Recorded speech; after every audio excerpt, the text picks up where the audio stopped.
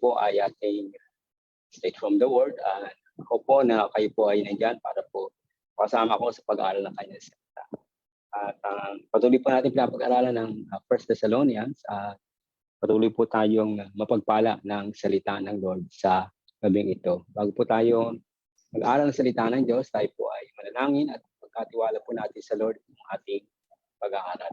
Aming Ama, salamat po sa iyo at kayo po nagbibigay ng pagkakataon sa amin para po mag-aral ng iyong salita. Kaya po dalangin namin ang iyong gabay at pangungusap sa aming buhay, sa aming puso habang pinag-aaralan po namin ng iyong salita. Kayo po nawang maitaas at maluwalhati sa aming kalagitnaan. Wala po ngayon hanggang sa matapos ang aming gawain ito. Salamat po, Diyos, sa aming dalangin ang mga bagay na ito sa pangalan po lamang ni Jesus na aming Panginoon. Amen. Amen. Praise God. Muli po, magandang gabi sa ating lahat. Nasa chapter 3 na po tayo ng 1 Thessalonians. Paiksi lamang po itong mga ito hanggang chapter 5. No?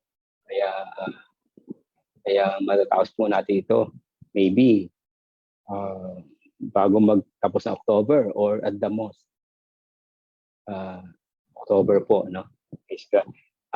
Tingnan po muna natin yung mga picture na ito bago po tayo magsimula ng ating pag-aaral.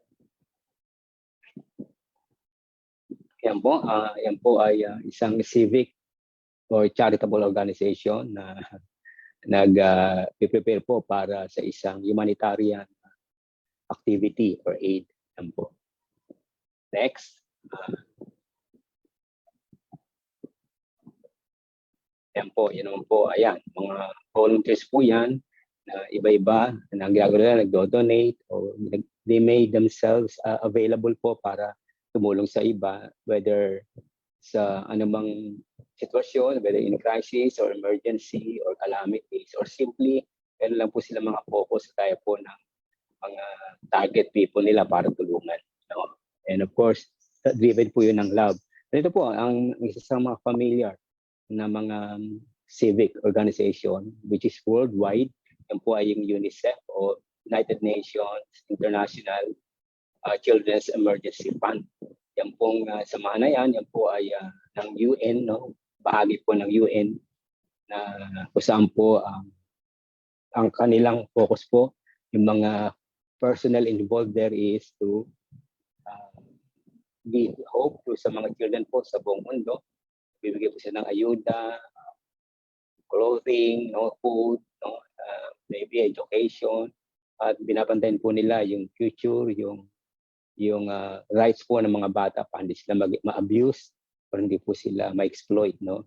Kaya ako po natin na yan po ay binahagi sapagkat isa lamang po ang reason, no, bakit may mga ganyang organizations, civic or private or government, gaya ng Lions Club o Rotary Club, no, o World Vision, no.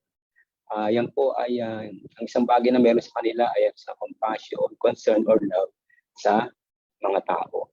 Ang pinagkakaiba nga lang po, ito po ay mas formal yung kanilang setup kasi organization po sila. No? But just the same, no? Nakakatuwa na ito pong mga taong ito, mga clubs or social organizations na ito nabuo dahil po meron silang burden o meron silang concern or love doon po sa mga tao na less privileged or nangangailangan.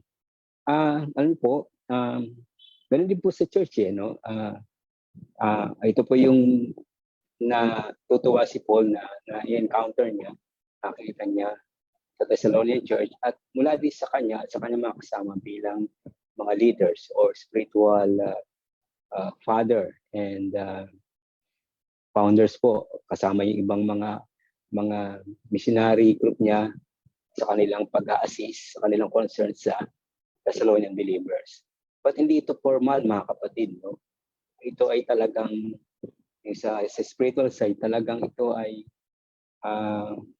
brought about by yung talagang genuineness ng love mula sa Lord. No? At yun po yung tutukan natin. No? At sa ating pong pag-aaral, makita po natin yung pong magandang relasyon at attitude po ng Thessalonian believers at sa Pinapol and vice versa, no?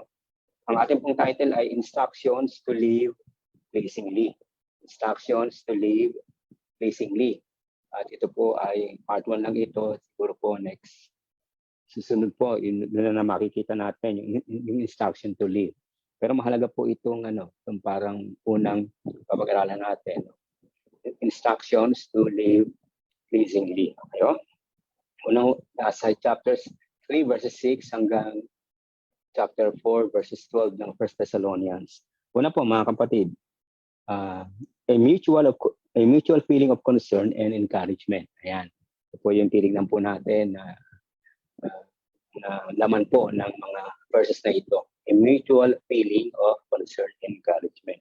Sabi po sa verses 6 to 8, but Timothy has just now come to us from you and has brought good news about your faith and love.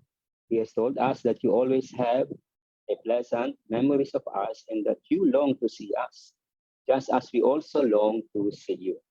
Therefore, brothers and sisters, in all our distress and persecution, we were encouraged about you because of your faith.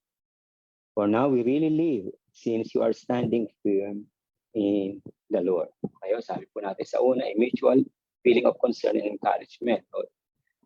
Di po ba, every now and then, sinasabi ko po sa inyo na masyadong concern si Paul sa mga Thessalonian believers kasi po, ito po ay hindi niya gaano itong natutukan for discipleship dahil nga po sa hindi ng persecution ng mga religious leaders, ng mga Judaizers, no? At ng ibang mga pagan people that time, napaalis agad sila sa Thessalonia, diretso sila sa Berea. Sa Berea po, na-persecute doon sila. Tapos po, finally, nakarating sila sa Athens. Sa atin po sa Athens or sa Corinth, nung sinulat po ni Paul itong Thessalonians. So, tatandaan po natin, no, lumipas po ang ilang mga panahon. Ngayon po, dahil nga concerned po si Paul, nag-aalala siya kung ano na yung nangyari sa faith ng mga taga-Thessalonian believers dahil nga po babes in Christ pa sila, no? Hindi po sila talagang gano'ng established sa faith dahil nga po hindi niya naturuan maigi. Although, naiwan nga po sina Timothy, yung ibang mga missionary partner niya na nagturo, no? Siyempre, iba pa rin po yung sa mismo personal. Ano na yung talagang sabihin na po nating update ng kanilang faith, no? So, dito po makita natin na natuwa naman po si Paul.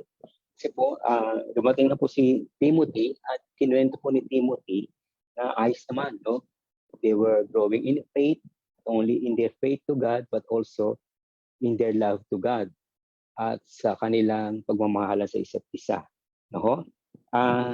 Tandaan po natin, malayo po yung Pumtes, although nasa Macedonia rin, pero malayo pa rin noon yung agwat nila, no? Kaya ito pong relasyon nila medyo sabi na po natin parang yung tawag po ngayon na LDR, a sort of spiritual LDR was thriving between them, no? Yung LDR, no? Ano po ba yun, di ba? Hindi ko naman a sort of spiritual LDR was thriving between them. I mean, long distance relationship, no? Yun po yun, narinig natin sa ngayon, yun po yung mga lengguwahe, no? Na yung relasyon na magkalayo, maybe sa ibang bansa, din po kina Paul, no? At sa mga taga-Thessalonian. Pero ito ay spiritual in nature, no? Yung relasyon po, spiritually speaking, na meron si Paul at ang mga taga-Thessalonica, ito po ay nag-grow, no? Sabi po dyan, kasi makita natin, but Timothy has just now come to us from you and has brought good news. No? Ito po natin yung kanina doon sa passage. No? Dumating na si Timothy mula sa inyo at ito nga, dito magandang balita yung kaniyang dala. Ano po yung magandang balitang yun? Nga po na sila po ay lalago sa pananampalataya about their faith, tapos yung kanilang love sa Diyos at sa isa't isa. So, nagtatry po yun, no? Nag-grow. Kaya good news, no? Kaya sinabi ni Paul, good news. Lagi naman po, ano ba yung good news? Di po ba? Hindi ko alam kung ano tawag ngayon. Pero alam ko po, report card pa rin, di po ba? Pag sa mga estudyante. No? excited ang mga magulang pag uwi yung mga anak dala yung report card kung ano yung naging performance ng kanilang mga anak sa isang period o sa isang bahagi ng pag-aaral after ng long exam or after ng periodic test, di po ba? Every twice a month po ata, di po ba? Or every quarter ata, nagbibigay ng report. Ayun ko, hindi ko kung paano ngayon. Po ba, pag good academic report, good news yun. Di po ba? Good news yun. Nakakatuwa sa magulang at sa mga bata. Kaya din po, kapag yung good news din, kapag ang work performance ng isang empleyado ay kinrada na ng kumpanya. Meaning, maganda yung performance niya, so eligible siya marahil sa salary raise or sa promotion or other perks sa kanya kumpanya. Okay din po, di ba? Good news din kapag ang isang business or company ay nagpa-profit. Hindi po ba natin? Good news din kapag nagpa-check up po kayo, good yung medical report. No? So, we welcome good news. At si Paul po, winelcome niya yung good news ni Timothy concerning the faith and the spiritual condition ng Thessalonian believers. No? Kaya, hindi po hanggang ngayon, di po ba, natutuwa tayo ang good news kapag meron tayong nabalitang kapatiran, naglilingkod na, dati hindi committed, ngayon committed na, dati kumatendili sa gawain, pero ngayon kita natin, iba na, no? Nag-grow na sa faith. Di po ba good news yun? Amen po ba? Kaya welcome news yun po sa mga pastor, welcome news yun sa amin, nakapakita namin ang lumalago yung church. Kasi yung pong mga sabi nga natin previously, although sila ay matalaga na sa Panginoon, pero finally, they found it in themselves na kailangan pala talaga na magpagamit sa Lord. Kaya welcome news po yun. Ako, natutuwa ako kapag yung medyo matagal na sa Lord, alam natin na hindi naman talaga. Basta, ang gusto niya lang umaten. Pero, biglang-bigla, di po ba, nag-commit. Ito yung good news po yun. Or makita natin ang isang kapatiran natin na laging hindi siya strong sa faith, konting problema, pagsuko. Hindi na natin, nandatandig. Tapos, unti-unti, nakita natin na despite ng mga pagsubok o problema ba, na nagiging firm na sa faith. Good news po yun, mga kapatid. Kaya we welcome those good news. Ganun po ba? At yun po ay very welcome kay Paul. The good news na yun. Lumalago yung mga Thessalonian believers. Pero sabi din po, di po ba, yung pleasant memories, may sinabi yan, no? So although three Sabbaths lang po na sila nagkita, less than a month yun, o lagay natin isang buwan, puno po ng memories yun. No? Kahit paano, personally, nag-meet naman sila ng mga Thessalonian believers. No? At natutuwa si Paul kasi namimiss din pala po siya ng mga taga-Thessalonian believers. Kasi sabi po dyan, you long to see us. No? Akala po ni Paul, siya lang yung nakakadama ng sense of sorrow kasi nga po niya nakikita yung kanyang children in faith. Pero hindi po pala. Sabi ni Timothy, namimiss ka rin, Paul, ng mga taga-Thessalonian believers. So the feeling was mutual. No? At yun po yung dapat mangyari sa atin. Kung dapat po our feeling with one another, dapat po mutual po yun. We love one another, we support one another, we serve one another in the name of the Lord. Amen po ba? Mas doon po tayo mag-focus. Huwag po doon sa negative. No? Tandaan po natin itong mga taga-Thessalonian believers, mga baguhan po ito. Tapos nga po, nasa matinding persecution pa sila. Pero makita po natin na sabi diyan, lumalago sila sa love, hindi lamang po sa Diyos. Even sa kanilang relasyon sa isa't isa bilang mga manampalataya. Parang there was no room for them to see each other's weaknesses o any negativism. Parang wala no? Kasi ba't ba sila titingin pa sa negative? Samantalang yung paligid nila, puro negative na nga Tapos kung pa ba sa loob, magiging negative pa yung nega pa yung sitwasyon. So, pinili po nila, they chose to reverse the situation. Kung sa labas, negative. Dahil nga may persecution, may trials, naghihirap sila. Eh sa loob, they saw to it na maging mutual. There was mutual respect, mutual love, mutual support for one another. Yun po yung at yun po, doon po natuwa si Paul. Naintindihan po ba natin? Kaya nga po una natin, a mutual feeling of concern and encouragement. Dahil dito, na-encourage si Paul. No? At na-encourage din naman po yung mga taga-Thessalonica nung na-receive nila yung sinabi ni Paul mula kay Timothy. So, both were edified. Yun po ba? Kaya, maganda po yun, no? Sa church. Sa church ngayon, mga kapatid, kailangan po natin yun. We must master the art of having concern and be an encourager sa ating kapatiran. Hindi po yung opposite. No? Because once na yung negativism, yung judgmental spirit po, kapag yun ang nangingibabaw sa atin, problema po yun. Hindi madidevelop yung love, yung concern sa isa't isa. Pangalawa po, yung ating faith sa Lord. May stagnate po yung growth niya kasi there is something inside us. Yun po ba? Kaya, again, kagaya mga Thessalonian believers, we must have mutual feeling of concern and encouragement with one another. Kung ginagawa na natin yan, let's continue doing it and even more. You know? Next po, mga kapatid, the growing and maturing faith in the Lord, both individual and collectively, is a cause to celebrate. Ayun na nga po, kanina yung sinasabi natin.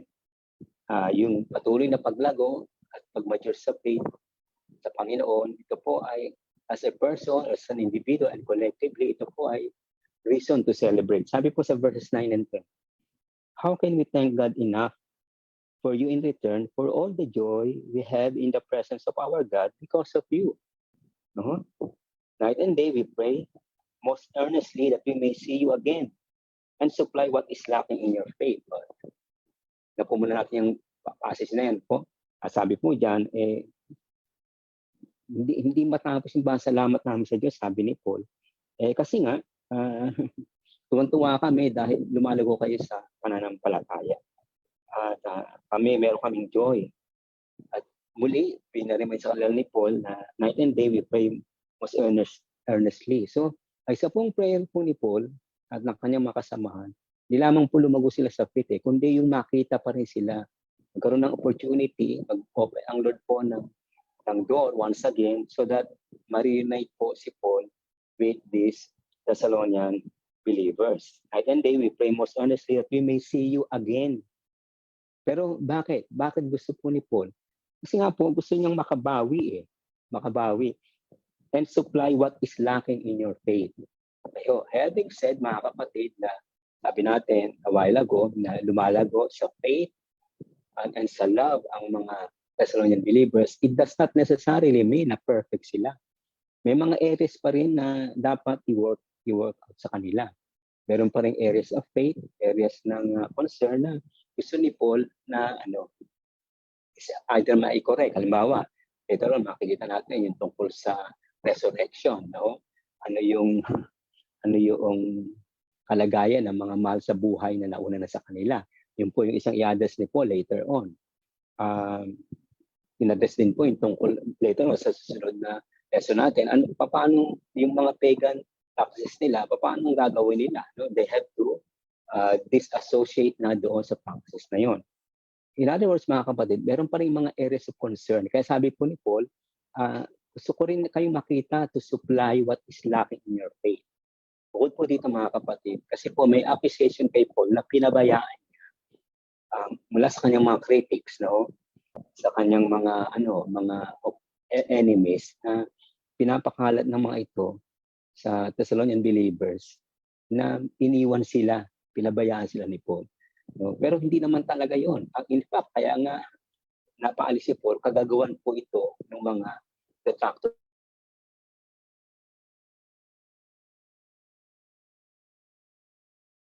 specific, no, na phrase nakalagay diyan. What is lacking in your faith? Ito po yung ang idea po nito ay supplying or equipping. Ayan.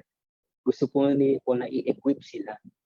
Kaya sila i-equip ni Paul. Well, kung titignan po natin yung context or ng mga susunod na mga pag-aaral natin, ang isa pong i-equip sila ni Paul tungkol sa end times, tungkol sa future, sa resurrection. No? Isa po yun sa gusto ni Paul na i-address sa kanila. At tungkol din sa pagiging diligent pa rin sa buhay na ito kahit na sinabi niya na ang Panginoon ay darating, which they expected in their lifetime darating ang Panginoon. Sabi ni Paul, kailangan maging diligent pa rin. So meron pa rin mga issues. Meron pa rin mga tanong sa minds ng mga Thessalonian believers na dapat ituwid, dapat ipaliwanag maigi. In other words, kailangan pa nila talaga ng discipleship.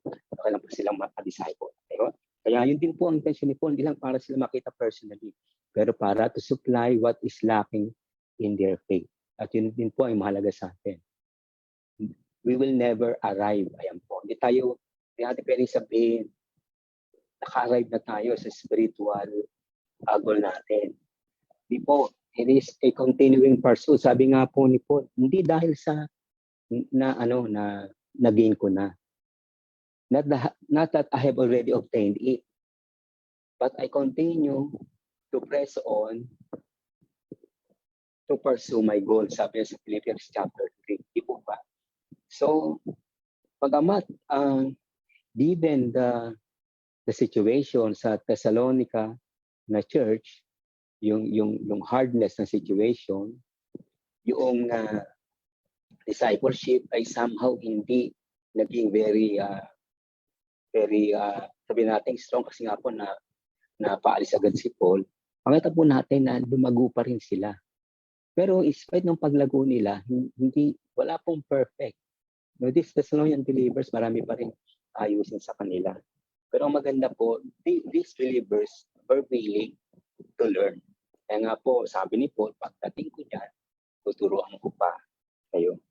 So, ganun din po tayo. Sabi ko nga po kanina, yung pong what is lacking, equipping po yun. That is why, kaya tayo may worship service, para po ma-equip tayo sa salita ng Lord. Bakit tayo merong mga midweek service kagaya nito? Para ma-equip tayo sa ating faith sa Lord. Ma-expose tayo, maigi sa kanyang salita. Bakit tayo nagkakaroon ng discipleship? Because we want to equip the youth. We want to equip every segment ng church natin. Kasi nga po, yan yun eh. Sinabi ko na ito last time na basically, evangelism, discipleship, di siya pwedeng i-separate. No? They go hand in hand. It's like a twin. Other side ng twin. Na-evangelize, naligtas, tapos kailangan ma-disciple, maturuan. And mind you, mga kapatid, lahat po tayo, patuloy na natututo, patuloy na dapat intellectually matuto sa salita ng Diyos, and yun na nga po, sa ating puso ay umepekto rin yung salita ng Diyos. Mag-mature, transform po tayo. So, tanda po natin yun, no? Ang paglago sa Lord, both personal and collective. Nalago ako, nalago kayo, nalago tayong lahat sa church. Ganun po ba? At yun po yung nangyayari sa Thessalonian believers. Tandaan po natin, no? Wala po si Paul in person sa kanila, pero lumalago sila. So, okay din po yung ginawa ng kanyang missionary team na naiwan, na nagabayan po sila. No? So, sinasabi po natin, mga kapatid, pag nag-grow ang faith ng bawat miyembro, doon po sa Thessalonian believers, natutuwa si Paul, it is a cause for celebration, for being grateful to God, no? But also, lalong na encourage si Paul na magturo pa sa kanila. Lalo pong na-challenge si Paul na ibigay pa yung iba pang mga teachings tungkol sa Christian faith, no? Lalong ginanahan si Paul. Kasi very accommodating yung mga taga-Thessalonian believers. Na-absorb nila yung gustong sabihin ni Paul. Ganun po ba? At nawa, ganun din po tayo. Yung Thessalonian believers tayo. we always, parang lagi may kulang. Parang may kulang pa rin. Hindi tayo masatisfy kasi yun po ang totoo. Palagi pong kailangan natin palagi ang natuturuan, lumalago daily sa pananampalataya natin sa Lord. Yan po. Kaya bilang spiritual father or mentor, mga kapatid, gusto ni Paul na maging holistic yung kanilang growth. No? Kaya po yung growth, it's a natural process. It takes time. May proseso. Hindi overnight, lumalakas. It will take a while bago talaga mag-firm tayo sa faith. And even when we are already strong in the faith, di po ba? Nandun pa rin Meron pa rin time na nanghihina tayo at lalong nagiging na-intensify yung ating mga pagsubok o mga difficulty because it's an indication na yung faith natin ay sina-challenge. So, in a way, it's a good news. No? Kasi we are gaining ground, spiritually speaking. Tapos po, a combined prayer benediction for the persecuted yet growing church.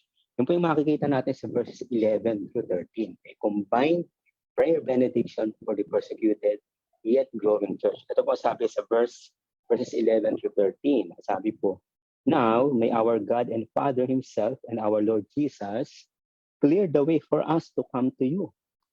That is prayer po yan, no? May the Lord make your love increase and overflow for each other and for everyone else, just as ours does for you. Ayan, benediction po ito.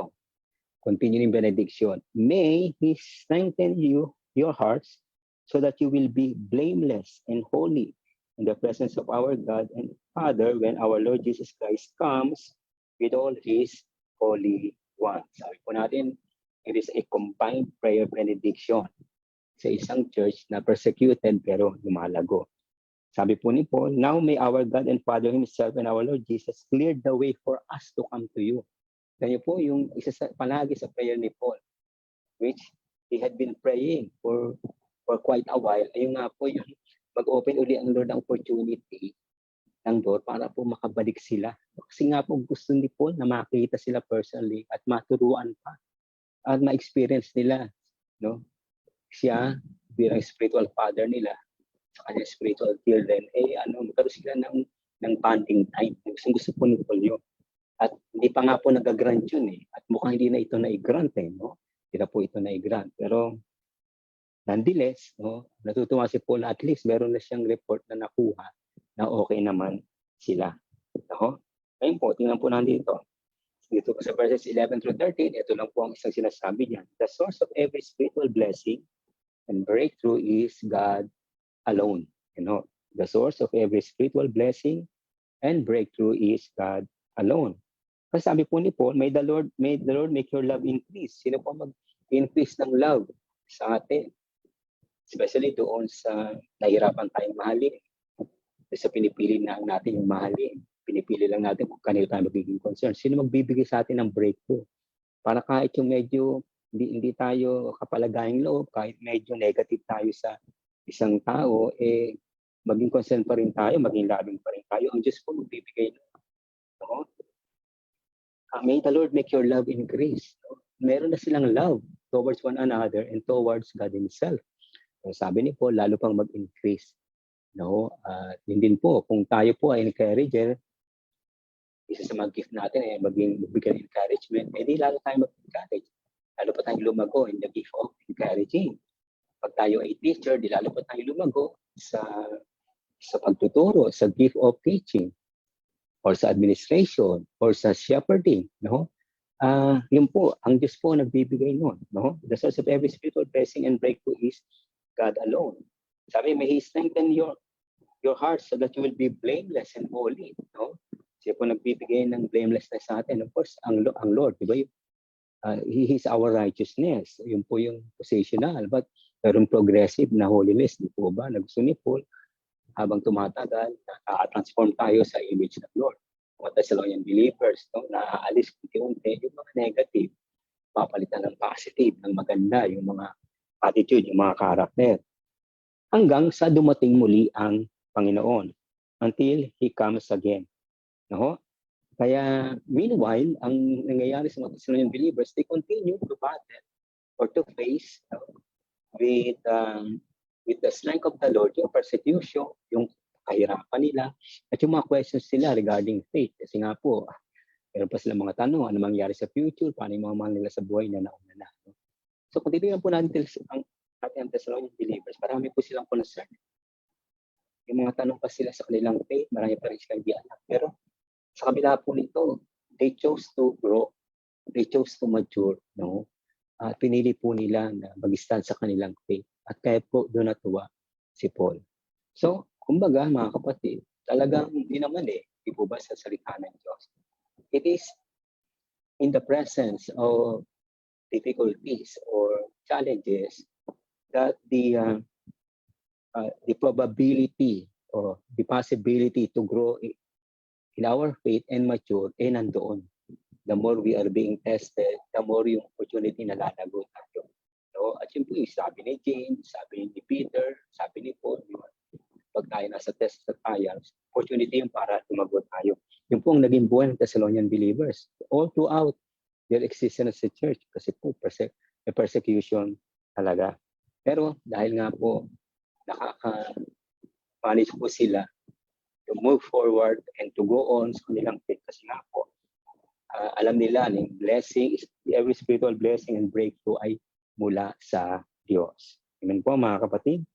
At ganyan din po ang kalooban ng Lord sa atin sa 21st century church. No? Na tayo po ay patuloy na maintindihan natin ang source po ng lakas natin, ang source ng blessing natin, ang source ng pag-breakthrough natin spiritually, ang Diyos po. Amen po. Pero mangyayari yun kapag, again, katulad ng Thessalonian believers, we are willing to grow, we are willing to be corrected, we are willing to be informed, we are willing to be gracious one another. So, kasi po, ano yan yung pong relasyon sa Diyos, relasyon sa isa't isa, at yung relasyon natin sa ating sarili, paano tayo yung desire natin mag-grow, lahat po yan, hindi natin pwede pag-iwa-iwalay yan. Kasama po yan sa maturity. Pag nagmamature po tayo sa ating faith sa Lord, ang implication po nito, nagmamature din tayo sa relasyon natin sa isa't isa. How do we treat others sa church? How do we deal with them? Paano nakikitungo sa kanila? Lalago din po yun. No? Lalago din po yun. Mag-excel din po tayo in our relationship with one another. Not only with God. Kasi po magkakadikit yan. They go hand in hand. Personally naman sa atin, lalago din tayo sa ating paglilingkod. Sa ating personal walk sa Diyos. Lalago din. Kasi nga po, magkakasama sila. Isang bungko sila. Our faith in God, our relationship with one another, and our walk with God, whether sa obedience or sa service, or both, ay lalago po yun, sama-sama. At yun po yung nangyayari sa Thessalonian believers. Yun po. At tandaan po natin, ulitin ko, no? Ano nga po sila kumbaga, na yung kanilang growth mas advanced ng konti, given the situation at ng condition ng climate around. Yung pag-advance nila, mas mabilis no? Mas mabilis, kaya gulat na gulat si Paul. At of course, hindi naman po talaga diba, ang will ng Lord. Ang sinasabi ng salita ng Diyos, that we go on maturing, we go on developing our faith as bilang mga Kristiyano. Kasi yun po yung gusto ng Lord, yun po yung kalooban ng Diyos. The will of God is for every church and believer to finish the course of faith upon His return. No? Yun po yung huling point natin dito. The will of God is for every church and believer to finish the course of faith upon His return. Yung po yung sabi ni po ba?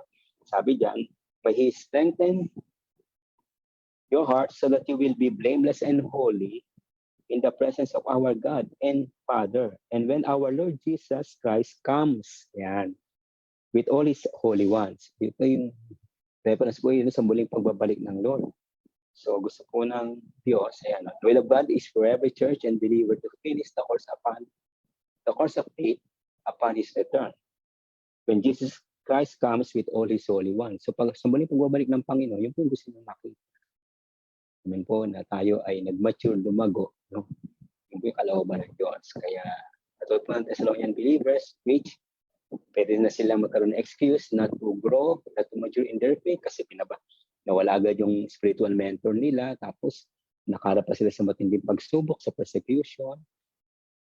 Yun nga po, babe sila sa faith, pero hindi po naging dahilan yun para i-justify nila yung hindi na sila magpapatuloy sa Lord, hindi na sila lalago.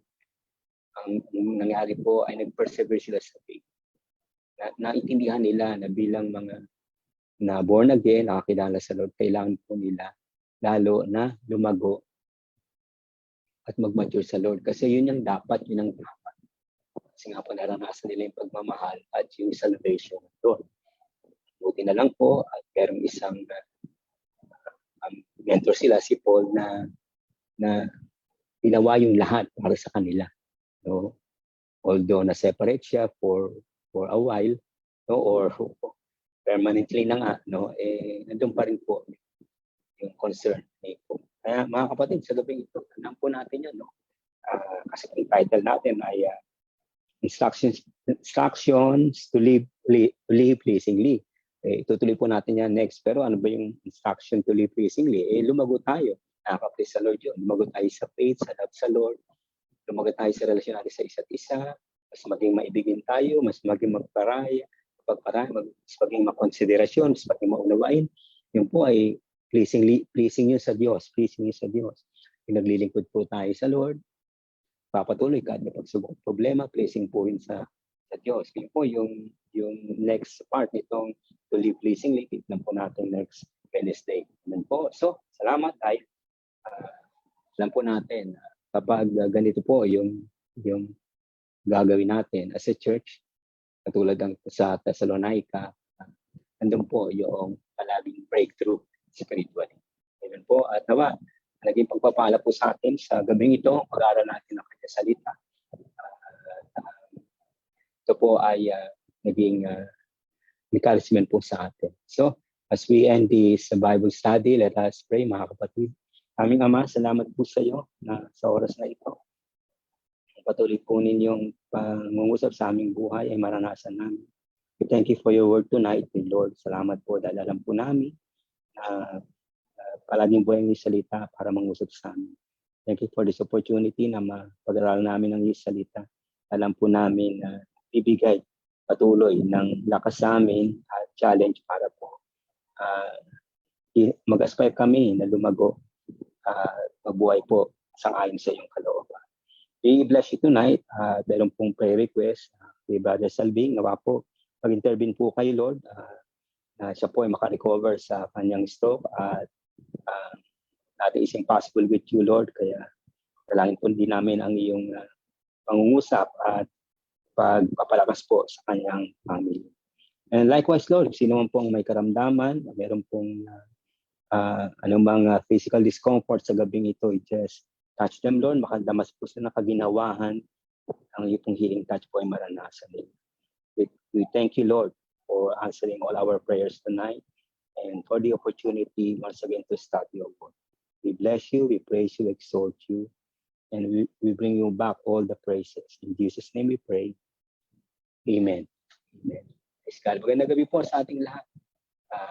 Isa pong kapayapang pagpapahinga sa gabi.